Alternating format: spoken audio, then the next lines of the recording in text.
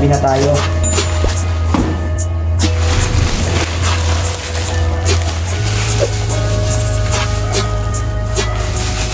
Yung mga gagamitin natin. So, ngayon, explain ko sa inyo kung ano yan. Okay? Hi guys! Tuloy kayo sa aming YouTube channel. Naalala niyo yung pool na Intex na binuo natin, yung 3.0 meters by 2 meters. So guys, ito na yung kulay ng pool. Kung makikita nyo, medyo bluish green na siya. So nagamit siya ng 3 days. Dahil na walang Intex pack na available. So gagawa tayo ng way. Okay.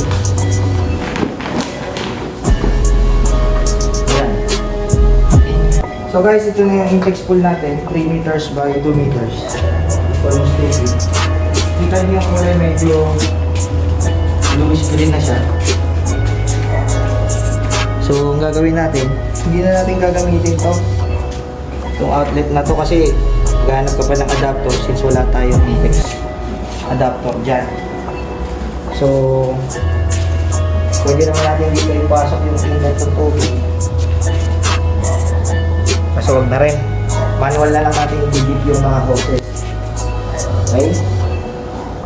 Na wala tayong naipakita doon na water filter pump from Intex. So ngayon, gawa tayo ng DIY. Medyo cheaper naman, no? Pero mas pwede nyo pang i-customize.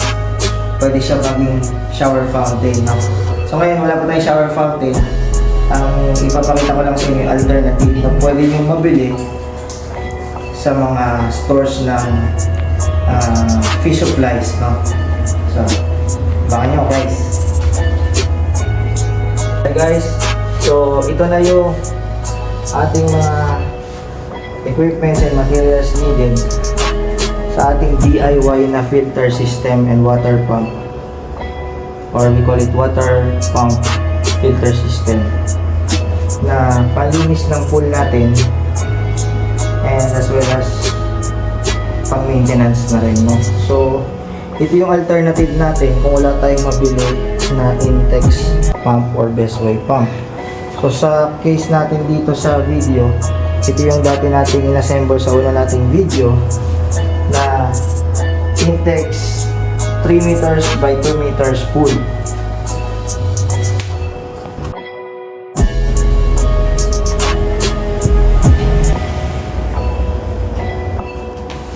So guys, ito materials needed, equipments needed is the Rio Aqua Pump 2500. So iba-iba yan, may kanya-kanyang power yan. May 2100, may 3200, 5400, marami pa, no?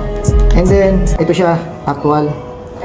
So hindi natin kailangan tong cover. Sila natin yan. Pwede nyo i-submerge to, pwede hindi naka-submerge, pero ang recommended is hindi na lang naka-submerge, no? So ito yung inlet from the pool. Dito niyo ipapasok yung hose. Ito naman yung out. Okay? So ito 220 siya. So magandang klase ito. Recommended ito. Meron din yung mga hyper version nila. Pero ito okay na kasi hindi naman kayo mag-ano ng fountain, no? So hindi naman kailangan ng malakas na puwersa. So and then yung kailangan nyo rin yung itong filter, no? So lalagay natin dyan. So ito yung galing sa pool ay from the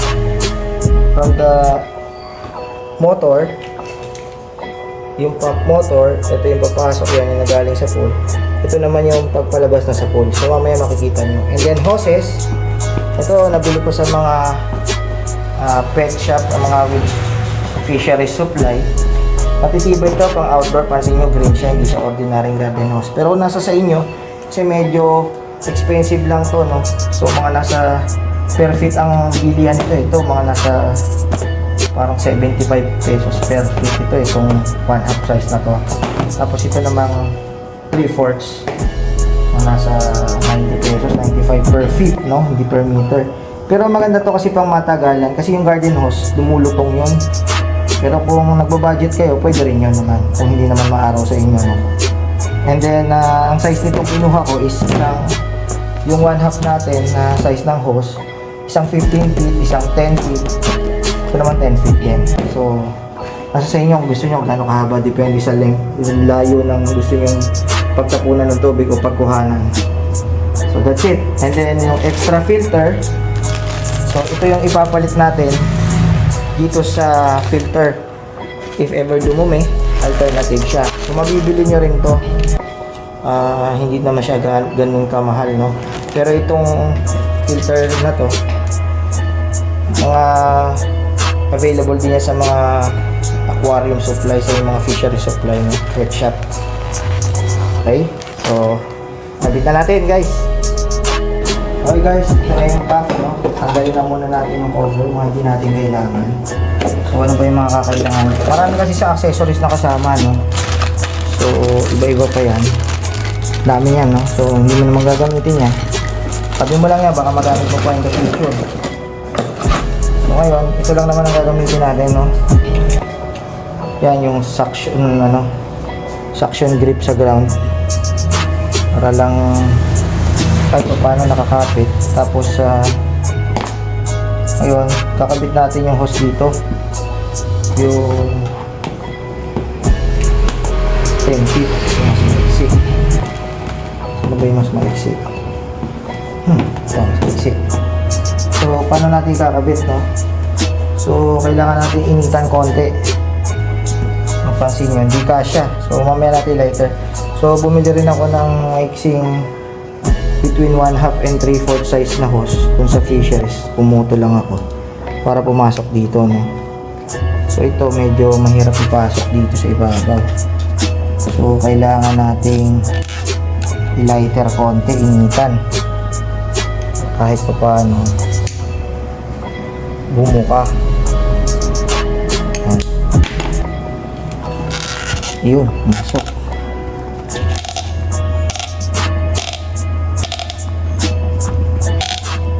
So, i-twist mo lang na ganyan. Ay, medyo yes. So, yan. Pwede natin mamaya lagyan na itong zip tie para tumibay.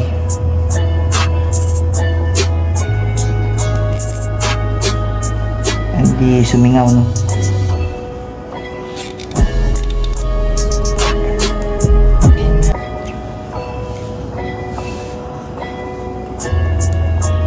Yan na. So, yan yan. Tapos, pasok natin itong isang 10 feet para lang maka-adapt dito. Makikita nyo halos sakto siya. Diba?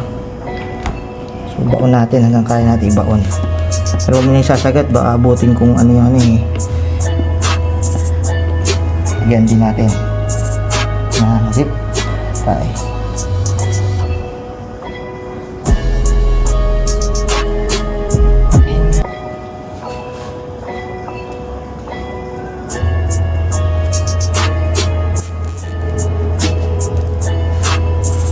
Higpit, tamang-tama lang. Enough lang para hindi siya mabunot. Yan, na. So next, connect natin siya sa out. Kasi out yan. So papunta yan sa filter. Yan na siya, wala na. Ito. Lagay natin sa out. Ay, sorry. Sa in pala. Okay. Papasok sa filter. Kailangan din initan. Medyo maliit.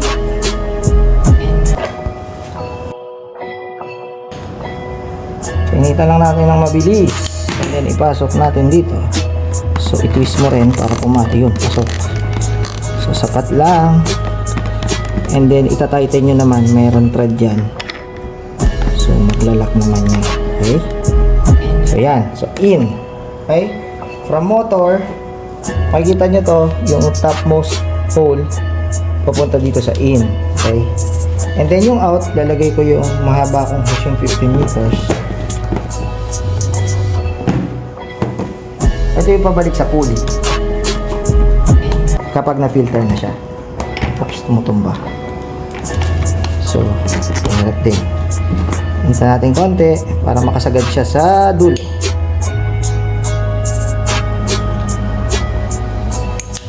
Kaya sa mga pinagbabawal na technique ng tago routine.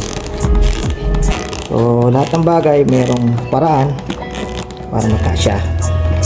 Natin isipin lahat, puro problema. May solusyon yan. Okay, wag sobrang higpit. Sapat lang. Sobrang higpit, di masasakal yan. Gahanap ng iba yan. Nasa hiwalayan ka na. Diba? Pag-ibig lang yan. Pag sobrang higpit, minsan pagbigyan-bigyan mo rin. Swimming, kagaya niya. Swimming sila. Okay, nakayos lang natin. Okay guys, yan. So next, ito naman. Yung hose na malaki. So iga natin baka bumagsak eh. Basag. So 1/2 hose na to. Ganun din gagawin natin. Lalagay natin dito. Yan yung intake coming from the pool. Yung tubig na galing sa pool na kukunin dyan, dadaan. Tapos lalabas dito. Pupunta dito sa inlet ng filter, inlet tube, and then out yung malinis na tubig. So yan. So initan uli natin to. So, kailangan hot.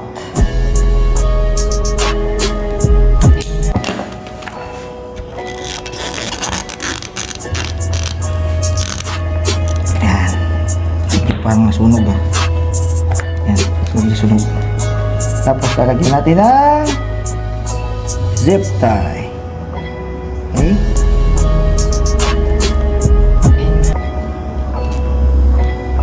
So, malaking tulong tong zip tie na to. Protection yan para hindi agad mabunot, mahugot at sa mga leak. Okay. Then ito, kalimutan kong banggitin, pwede pala to linisin. So, yan, hugutin nyo lang. So, yun. Tingnan ko siya dito sa gitna, no? So, tingnan nyo. Ito, lumulusot yun dun eh. So, ito, natatanggal to. Washable. Okay? Pero ka rin pwedeng ipalit dito kung gusto mo. Yung kulay white kanina na pinakita sa inyo. So, diskartehan nyo na lang paano bilugin. Para sa kung pero alternative yan kung sakaling magdumi to. So isa sa mga accessories nung kasama doon sa pump ito.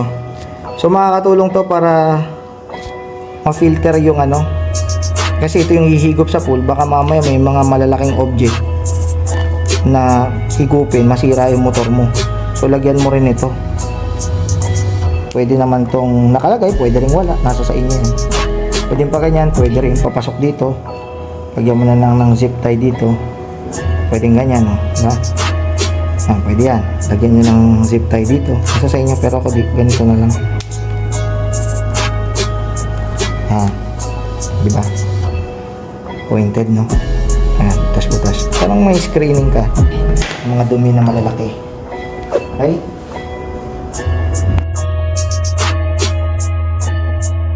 So guys, ito na yung ating setup. So pansin nyo, ito yung water ng in na magpapump coming from the pool. So ito na siya. So drain up ko siya dyan. Okay. So yan. Pwede yung stretch yan. So basta naka-submerge siya. Okay. And then yung out ng water na na-filter, yung out na water papunta sa filter, ito siya. So sa in, yun, in. Okay? Yan, okay, mali to. In. Tapos out, yung filtered water, dito ko naman nilagay sa kabilang side.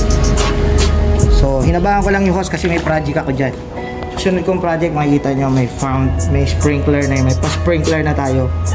So, ngayon, ito lang muna yung papakita ko sa inyo. Sa next video ko, papakita ko sa inyo. Okay guys? Ang alam mo, kaululan, kakupalan, kupag. So yan. Pansinin nyo. Meron niyang pumasok ng tubig. Ayan yan.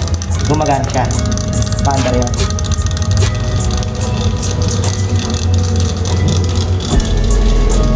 So tomorrow, makikita niyan. Last night nilagyan ko na siya ng 1 tablespoon na chlorine. So hintayin natin kung may mangyayari dyan. Okay? Tingnan natin na after kung mag-clear ba yan yung tubig, kung effective. Kasi ninyo,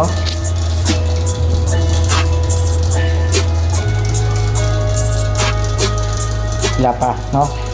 So mapupuno muna yung tubig yung filter. Siguro around sabihin na natin 4 to 5 hours. Try natin. So may isa pang tip sa inyo para makatipid kayo sa kuryente when it comes to sa pump. Dalawahin nyo yung filter nyo. So ang gagawin nyo lang, pag nag-in dito, pili pa kayo ng isa, lagyan nyo ng hose, parang sisiris nyo lang, tapos yung pangalawang out, yun yung papunta sa pool, dalawahin nyo yung filter para mabilis luminis. Okay? So that's all for today. Good night, and tignan natin bukas kung ano mangyayari dyan.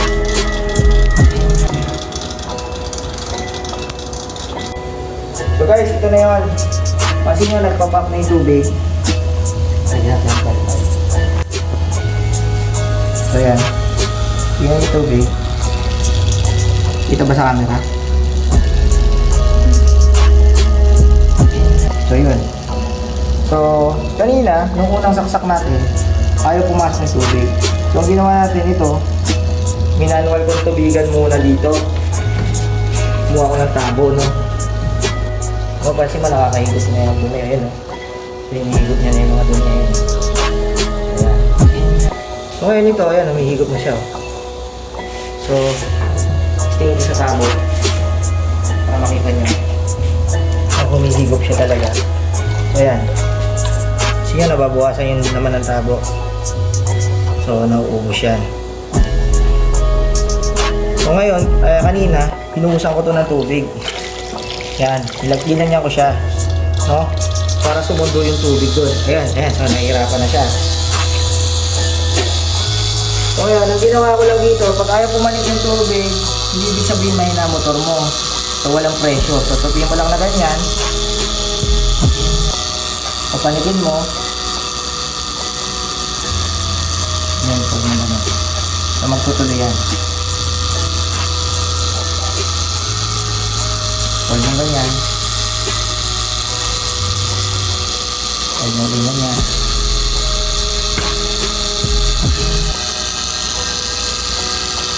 Yan. Tuloy na uli yan. So guys, ito pinasok ko na lang mismo sa ilalim. Hindi ko na kailangan ng adapter, nag-fit naman. Wala namang leak kahit anong saktong-sakto. Kasi may locking rubber siya sa loob. So dito, makikita nyo. Kita kaya sa camera. Lagpas yung hose. Ayun yung hose, oh. Ayun, oh. Ito, nakaluwa. So ayan, oh. So safe naman. Ay, humihigop nga siya. So humihigop siya. Yan. So okay naman so far. So ito naman, kita natin, tahimik na yung motor. Pag tumahimik na yung motor, ibig sabihin dumadali na yung tubig na maganda. So pag maingay, ibig sabihin may problema tayo dun sa paghigop. So yan. Ito, puno na to ng tubig sa loob. So makikita nyo gumagana, mapansin nyo. Ito na yung water outlet. Ito na yung filtered water. So, ayan. So, malakas yan. Ayan. So, 2,500 lang yan. So, may isa pa tayong pwedeng gawin, i-improve. Itong hose ng in, coming from the motor, iiksian natin yan. So, ito, mapupunta lang doon halos. Para malapit, no? Hindi malayo yung travel ng air. So, iano natin yan, ayusin natin, babawasan natin. So, ang habaan nyo na lang yung water out na hose. Okay? Coming from the filter. Ayan.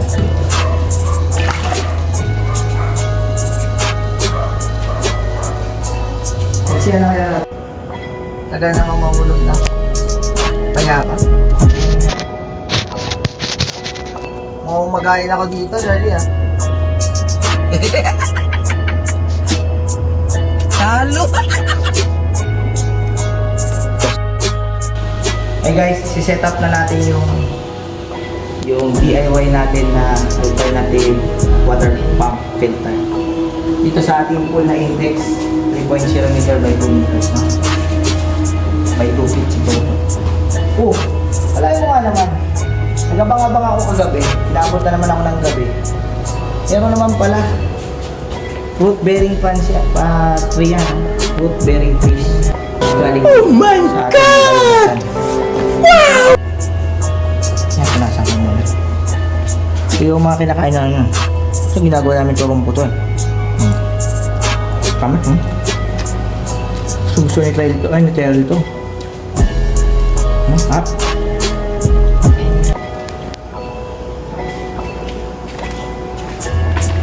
Oh, ito guys, oh. Ngayon, bumabagsak-bagsak lang yan. Isang taon nang bumubunga to, hindi na tumitigil sa kabunga. Healthy, no? Kasi yan eh, yung guava tree namin. Guava tree. Sorry, pinapatuyo ko yan. Tutubo yan, dadami yung puno. Later on, magtatayo ako ng furniture shop. Kuha sa bayabas lahat. Ang alam mo, Ang flagship product ko rin. Kakupalan. Hindi sa putas. Kumag. Ay? Ha? Kung nakain yung buto, kasi baka bumungan. Ganyan yun, napabunga ko na yan. Oh, tumubo na siya, oh. 3 weeks ago lang yan. Ha?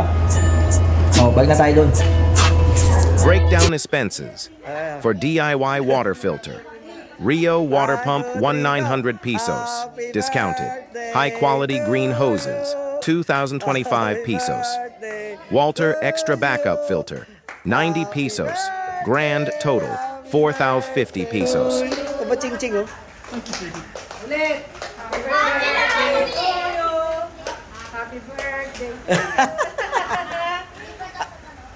Wish mo na bago.